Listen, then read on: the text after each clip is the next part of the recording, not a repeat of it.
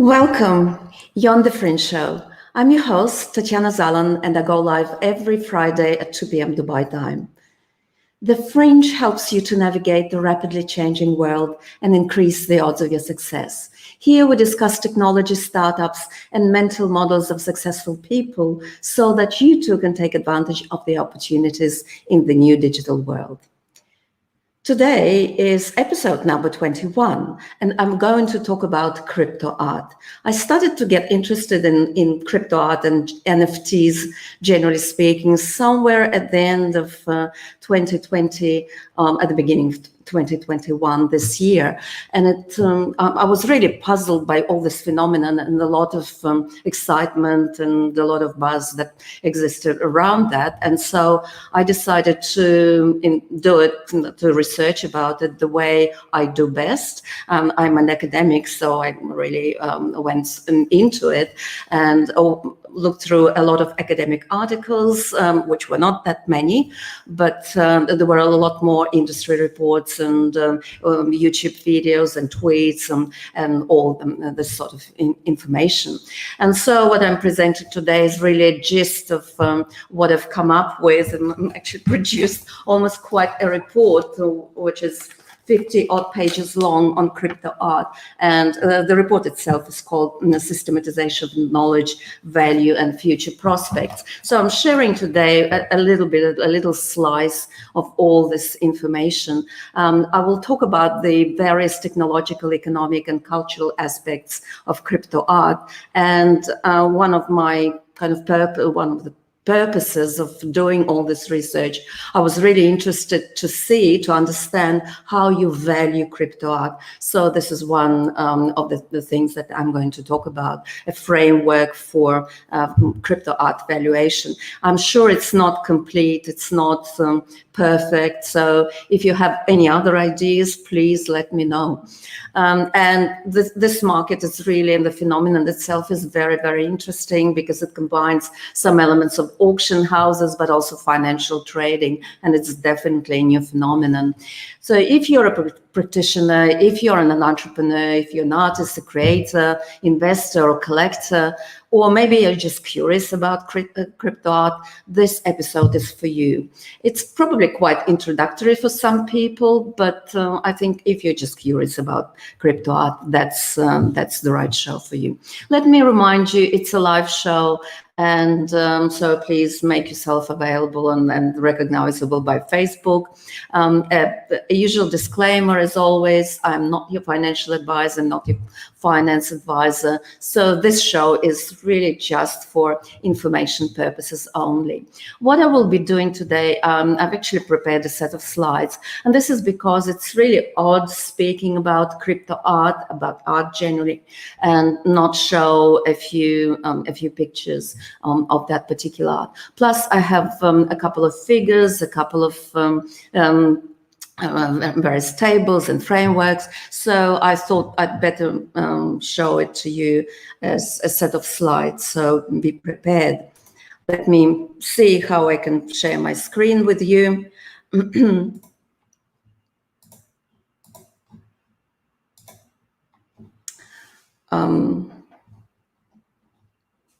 Not sure if this is coming up, but let me see. It's probably something like that. No, it's not happening at the moment. Let me stop it and share it again.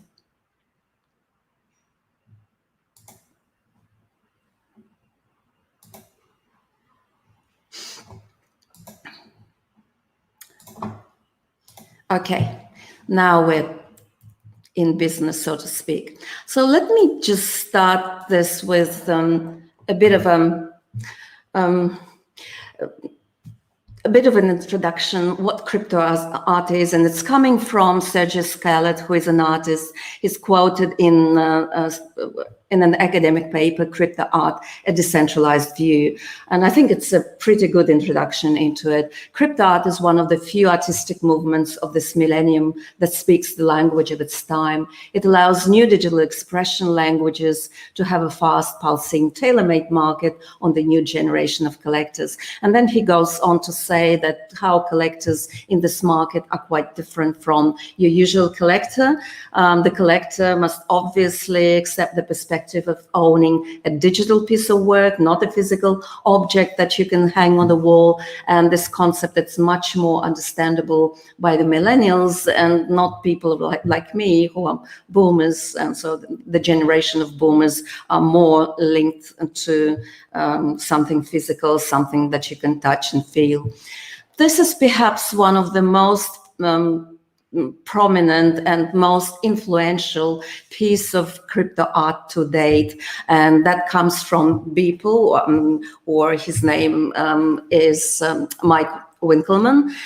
What Beeple did was, starting in May, I think it was on the 1st of May 2007, he started to put a new piece of digital art out there to the public. And he did that every single day for 13 and a half years, up to a date and time somewhere in March, where he decided to put together a collage of his work.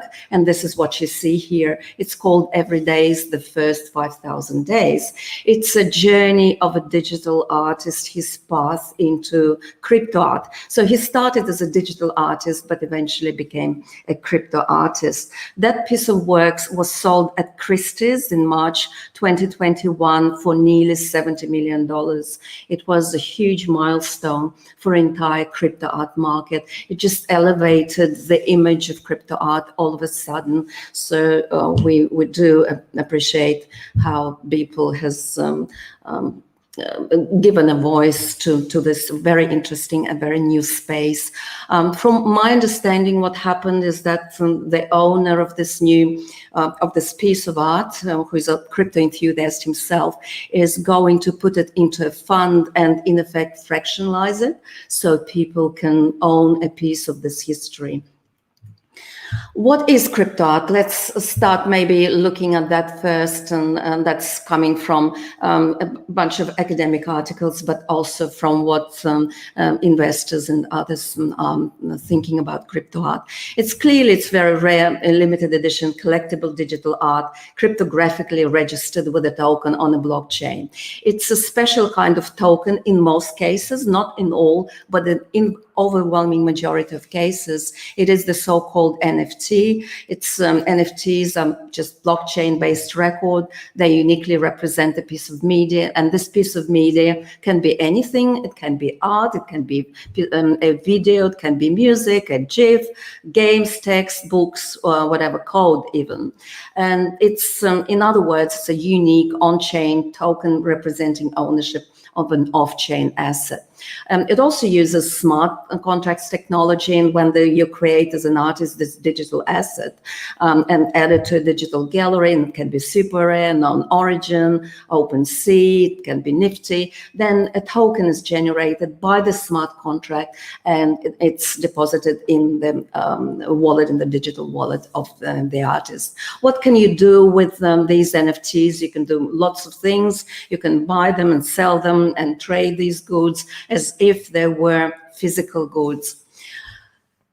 When art meets blockchain, what happens? Innovation happens. And the innovation here is that you're using cryptography to enable true digital ownership. So you're matching the private key and your public key, and this is how you can create an entire ownership economy based on these just two concepts. It should be noted that before pre-blockchain, artists could not generally monetize their work. It wasn't possible because it was not possible to ensure digital scarcity. A piece of art could be very easily copied in pre-blockchain. And this is where a major innovation with NFTs, with blockchain come in. And so you can rest assured that every piece of art that you purchase in that particular manner is in fact rare. It's got authenticity. It's and you can change its provenance. So it gives art, digital art, real value according to Decentraland, one of the metaverses out there. What can you do with blockchain and arts? Let's just very quickly go through that. What are the use cases and other, put it differently, when you can use it as a crypto-native artifacts, such as art assets, installations, performances. What we are focusing here, I'm focusing here, is really crypto collectibles and puzzles and rare objects and crypto art.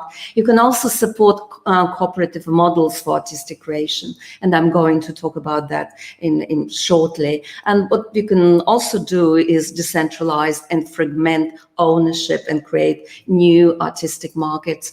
This is a graph that shows you a little bit about the market size of the crypto market. As you can see, it's not huge, but it's been growing, and you could say exponentially in the last quarter of 2020 and particularly in 2021. As you can see on this graph, nothing really happened much in 2018, 2019, and it's all only by the end of 2020 that it's really started flourishing. And you can see a huge spike here somewhere mid 2021 this year. Some of the data here, I won't go through that, but if you go and track 1 year of sales up to January 2021, then something like 120 million worth of crypto art pieces would have been bought during this period. And anecdotally, this is what they say, the crypto art market could become a lot bigger than the traditional market itself. So it's seen astronomical growth in recent times. What you're seeing here are 3 pictures that are important as well, very significant in the history of crypto art. And it's both an artistic milestone, I would have said, but also a technological milestone. And this is why I've put these 3 pictures there. The frog that you see there, the green one, is a rare Pepe. It's really the genesis of many of the forms and culture in crypto art.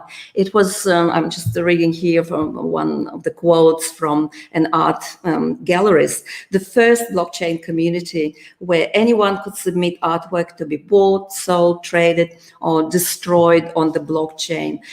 It's the crypto art community here around rare Pepes started somewhere in September 2016, and it grew organically. They had a say in how rare a Pepes, a particular frog, would be, and there was a finite quantity of each of those, so they made sure that it's scarce in that way. We didn't have the technology yet to do it any other way, and users could buy a token, which was a certificate of ownership, and that was linked to one of these rare Pepes and was finite quality, as I mentioned.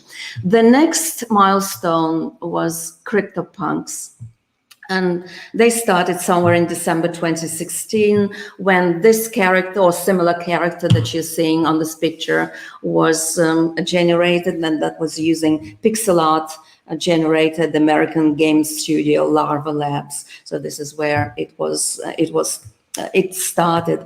And this generator randomly mixed a selection of characteristics, and that could be sunglasses or skin color or hair type and so on. And they came up with 10,000 24 by 24 pixel punks, Cryptopunks, as they called them. And you can this picture in particular that you see, it was done on the 18th of February 2021. That was sold for well over $1 million, 650 ETH at that point in time.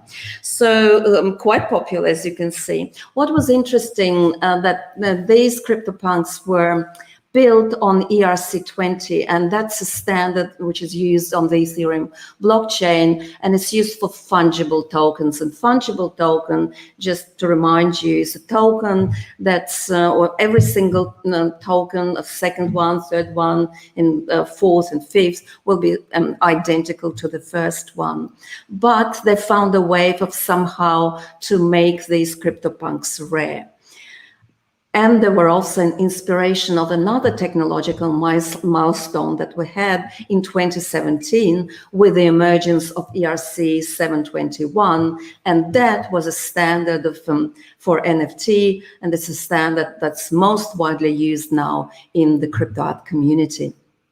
And it all started with crypto kitties. There was quite a craze about this game. As you can see, some kitties here, which are, according to the set, collectible and breedable and adorable. It was really a craze. At some point in time, this crypto game literally blocked the Ethereum blockchain, and everyone was wondering what's going on. Why are people so crazy about these kitties? After all, it's just a silly game. What you could do with this collection game, well, you could buy, breed, and exchange all these digital cats with unique traits randomly generated by the original smart contract. In this cat's code, where you would have different cat attributes, as they were referred to. You could have different color, type of eyes and whiskers, and you can breed these cats, you can mate them, and then the kittens will have the characteristics of the parents. And everybody, including myself, were really wondering, what is it all about? And frankly, at the beginning, I personally didn't understand what's going on. But then I came across one quote from Fred Wilson, who is a major investor. He's a venture capitalist, USV.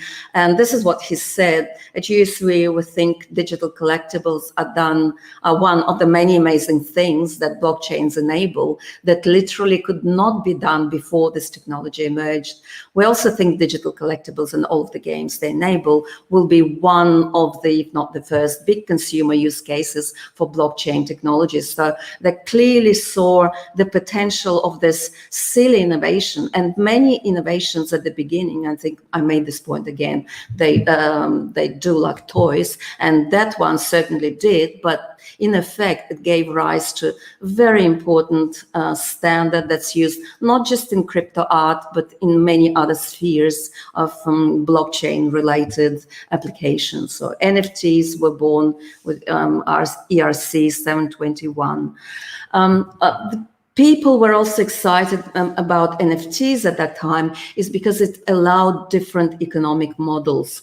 And here you see kind of a snapshot of three types of economic models, starting with the worst one, according to Chris Dixon, also venture capitalist, which is ad-based model, the worst one for the kind of building communities, building economies. And then we move on to the best one, which is on the right-hand side, at least for me, and that's a model that enables granular pricing and pricing tiers. So the revenue that you can collect using this model is quite high. Plus, it also removes rent-seeking intermediaries because all art galleries can only charge that much as transactions fees from collectors and from artists themselves. But most importantly, because of NFTs, users could become owners. And I do have another show where I talk specifically about this economic model based on NFTs. But in future, this is what many analysts are saying, every internet community might have its own microeconomy, and this microeconomy will be powered by fungible tokens, but also non-fungible tokens. And users can use these tokens, can own them, can trade them, and can collect them. And according to many people in this space, NFTs will democratize fine art investment. It will improve provenance and reduce forgery and create just really a more ethical space. Now, let's have a look at the characteristics of crypto art, because some of them are really very interesting and very different from traditional art. That's coming from Bailey, who is an art gallerist.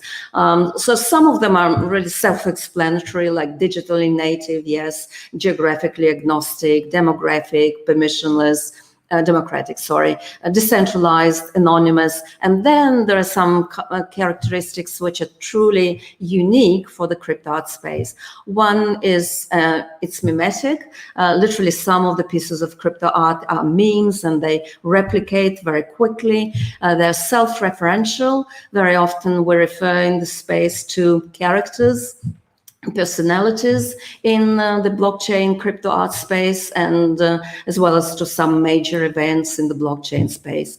Plus, crypto patrons are typically wealthy individuals. It's typically very pro-artist space because we can't charge a lot of money from artists as transaction fees, and artists can be paid in secondary markets as well. Dankness is another very interesting characteristic, and this is how it's explained. It's certainly quite different from traditional art. Because art is open to anyone, judging it by traditional artistic standards is inappropriate, and we need to judge crypto art by its dankness, he's saying, or potency of expression and creativity. So this is what dankness really means. Plus, we clearly see that crypto art is pushing the boundaries of how art can be conceptualized, can be defined, and it has a relationship to currency and economics. The business side of art is being emphasized here, and to some extent the transactional nature of the art world. There is another perspective of looking onto crypto art, and that's the informational perspective, which is coming from a different kind of different space. Francesca and Bredotti, there are two researchers, said, well, crypto art has a lot to do with data and information. And so the volume of data and artwork, this is what they're emphasizing, is huge in this space, because it's, in effect, it's not very difficult to create a piece of art using crypto. A lot of data is immediately available for analysis, including to analyze, say, returns on crypto.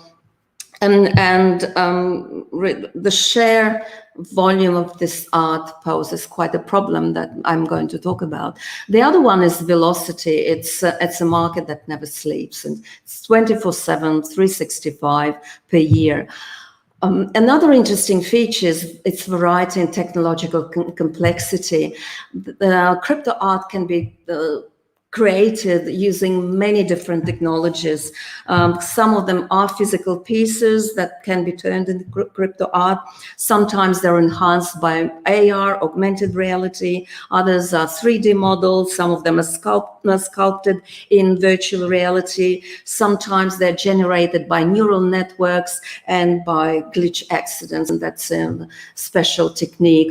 And many of the crypto art pieces are becoming also quite interactive. So this is where gaming and crypto art are being blended.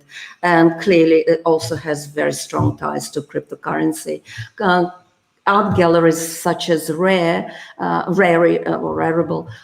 for example, they have their own token even, which you can use as a governance token. But there are some also inconvenient truths about the crypto market. The structure of the crypto market is not there yet. It's not very efficient. It's extremely concentrated. There are only a few artists and even fewer collectors. And these researchers who've done this bit of analysis are saying that if crypto art were a country, it would be much more uneven than any other country in any time in history. Also, we have a rather rare situation here where the secondary market, collective volume is still very undeveloped. It's the primary market, which is artist volume, that dominates.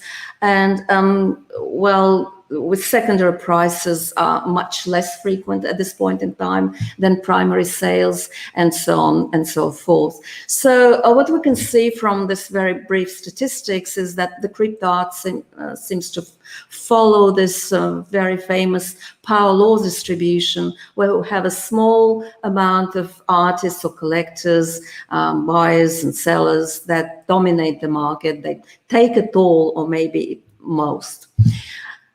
Another characteristic that everybody keeps talking about, both academics and practitioners, is this idea of financialization of crypto art. And that's a product of tokenization, converting it into non-fungible tokens. And art, more and more, it's becoming more professionalized, and because art is considered to be an investment class. And there is a lot of logic or a lot of perils here that we see with derivative markets. There are two quite opposing views on the financialization of art. And one is that, kind of a very optimistic view of art. Financialization is expected to boost its liquidity value, so that's definitely a plus, and that will create maybe even some side industries, and that will be a boom and a boon to all the artists. The second view is that tokenization on blockchain will not democratize or decentralize art per se, but it will likely democratize art commerce, not art. And some of the commentators and some of the advisors here, I'm quoting someone from Rare Art Labs, Tommy Nicholas, is saying that will not be happy to be part of this crypto bastardization of art. He would not be happy if this occurs. He doesn't want to be part of it, and it will not be having a positive impact on creators, but he hopes that this will not happen. If we are looking at the benefits and challenges of tokenization, converting sort of art into NFTs, what are some of the benefits of doing this through crypto art? Well, it will improve the economics of the art market, and maybe better alignment of market participants is what we can expect.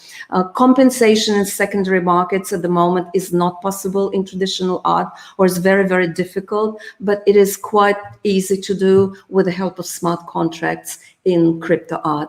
Then much of traditional art is fake, and there are some figures that in the UK 20% of art is fake. With the help of NFTs, crypto art, you can confirm authenticity and provenance of the artwork pieces. It's giving voice to young artists. It gives them easy access to various platforms so that they can exhibit their work. There are economic benefits for artists, so that's very artist friendly, as I said before, because artists are paid instantly. Plus, artists can build their own communities using such channels like Telegram and Discord. But there are also significant challenges, and some of these challenges are protocol related or related to the underlying blockchain. Just recently, I was asked a question, well, what would be the first consideration for you if you want to, for me as an artist rather, if I want to mint something on a blockchain? And this is what I said, the first thing that you need to look at, how sustainable, how long-living this chain is going to be. Because if it disappears, there's not enough development that goes on. If suddenly owners are saying, well, we're not interested in it anymore, the project goes down, then everything will disappear, and you will lose everything. So the underlying blockchain is very, very important criterion. And this is why everyone is building on Ethereum, even though Ethereum is slow. Not everyone, but many people are building on Ethereum, even though Ethereum is very slow. But it's a chain with a history, and there is an expectation that it will go ahead, and it will be developed further on. The other one is metadata fragility. What will happen if all these JPEGs or files, music files, video files, or text, what happens if they're hacked for some reason, if servers are hacked? then metadata become fragile.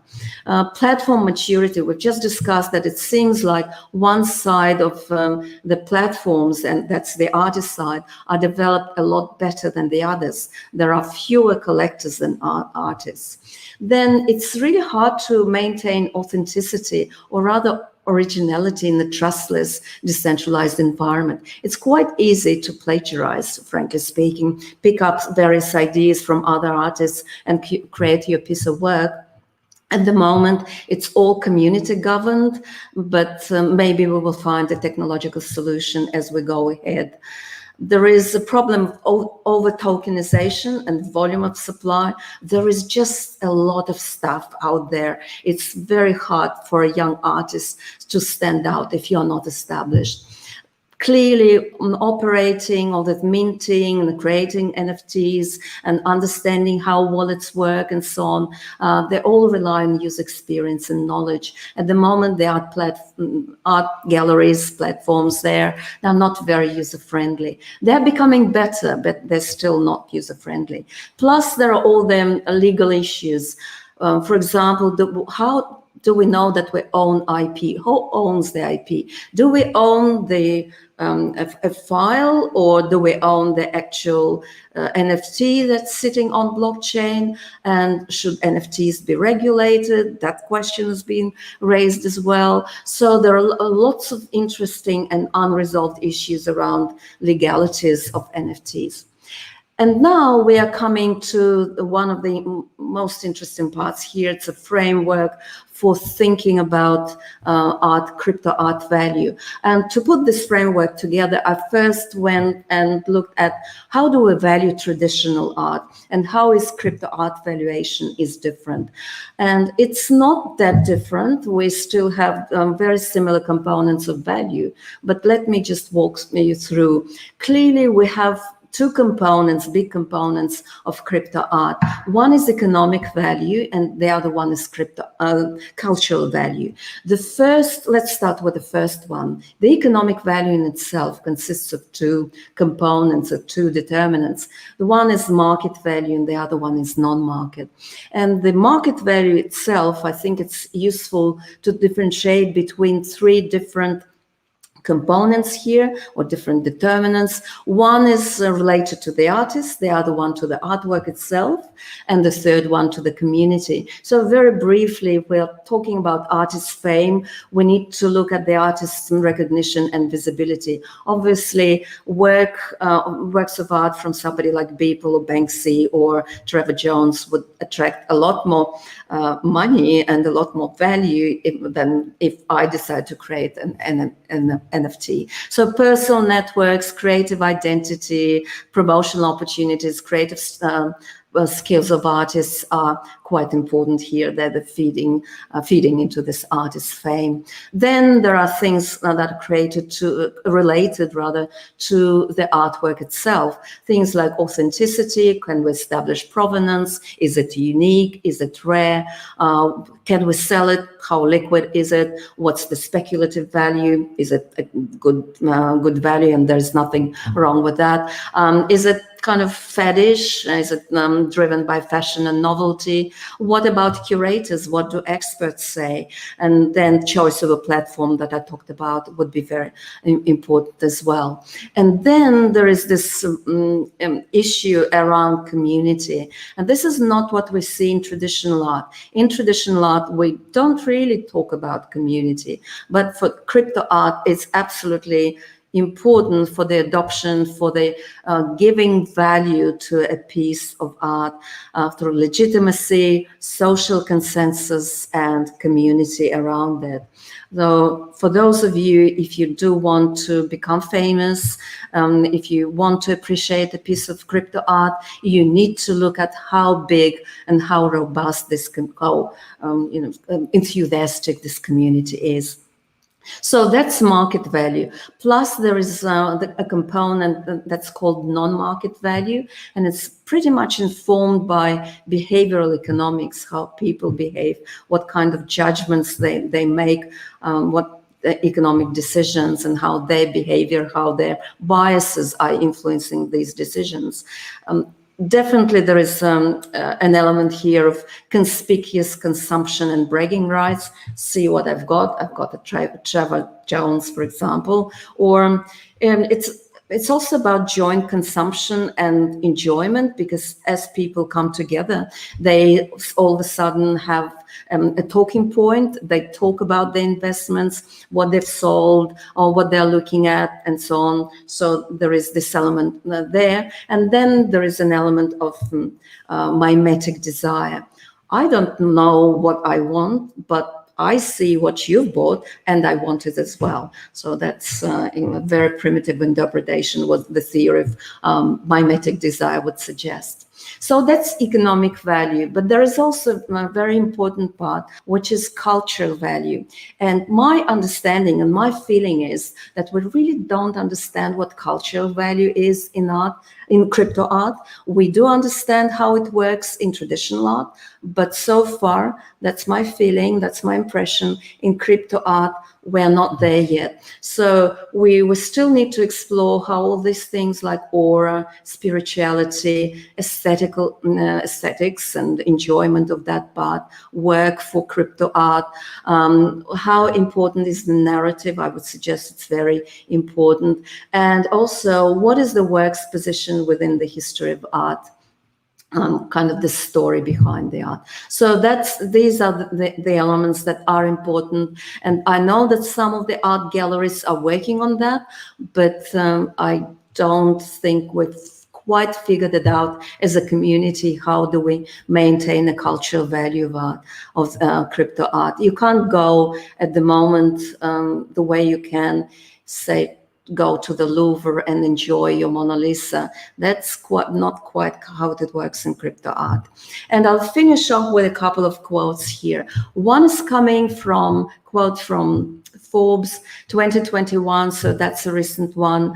And this is what they're saying: it's extremely difficult to gauge the potential of the NFT market. It will depend on the evolution of success of the VR, AR gaming market, speculative investor interest, and then they go on of saying that NFTs simply haven't yet demonstrated their ability to retain value over time. Volume is low. NFTs remain highly liquid, and I think they're pretty spot on in their characteristic. So it's easy to buy a piece of art, but it's very difficult to sell it. And when the music stops, when will anyone be wanting to continue to hold an NFT? That's really a big question. And here they're quoting a buyer who bought a piece of land, or rather 9 plots of virtual land. I think it was on Decentraland for 1.5 million. And that's really digital estate becoming more expensive than the real thing. Is it the direction that we really want to go? It might be madness, as they say, but it's a collective mania. So we're still, the judgment is still out there, and we are still to see whether NFTs, whether crypto art will maintain its value. And let me finish with a couple of parting thoughts. On the one hand, it's very common for many people in this space to be hyped about crypto art. On the other hand, some people are excessively skeptical about it. I think we need to have a balanced view, and as artists and collectors and investors and entrepreneurs in this art space, let's have a more balanced view. It's certainly a very exciting space. It's an emerging one, very new one, and yet it can be like a portal to all the internet media, new media, and a foundation for a very new ownership economy, or some call it creator economy. It can also redefine what we mean by art, and certainly as I went through the characteristics of crypto art, they are different from traditional art. I don't think that NFTs, that's my personal view, will be a panacea for all our art market problems, because the crypto art market is still very inefficient, just like the traditional art market is. And there are a lot of challenges to be resolved. There are technical challenges, there are legal challenges, but maybe we'll get there. But for me, as a parting thought, the particularly worrying aspect of crypto art is its insularity. What I see is that crypto art is for very wealthy crypto people that tech savvy, no doubt about that. They speak their own language, and this language is not understandable to other people outside the space, and that's both artistically and technically. So in my view, this will hamper crypto arts adoption, and it will hamper the development of its potential. Now, what is crypto art's value? It's a very interesting question. What I've suggested here is just a very preliminary framework, and I may be completely wrong. And it's still to be tested empirically. We need to collect a bit more data and see whether some of these hold or not. What is more important? Is it the economic value that's more important, or maybe the cultural value? We don't know what it means. And how do we ensure that the cultural value of art is maintained? So these are my parting thoughts. And those of you who are in this space, I would really want to hear from you. And let me just stop sharing this and go back to my usual self. I can see there are a couple of comments here. Oh, Larissa, thank you so much. And thank you for supporting me. I didn't find this art attractive. I'm not seeing the beauty of it. Yes, it's very different. It's, there is not, the question of artistic beauty is of aesthetic enjoyment is quite different. Yeah, so it's a different language, if you will. What is it about? It's probably, you're referring to the very first picture that I showed you. It's a journey, it's a collage of pictures. You're referring probably to Beeple's 5,000, every day is 5,000 days. Yes. Right. So thank you so much for joining me, and I hope to see you all on the Fringe show next Friday at 2 p.m. Dubai time. Thank you for joining me, and let us play some music here.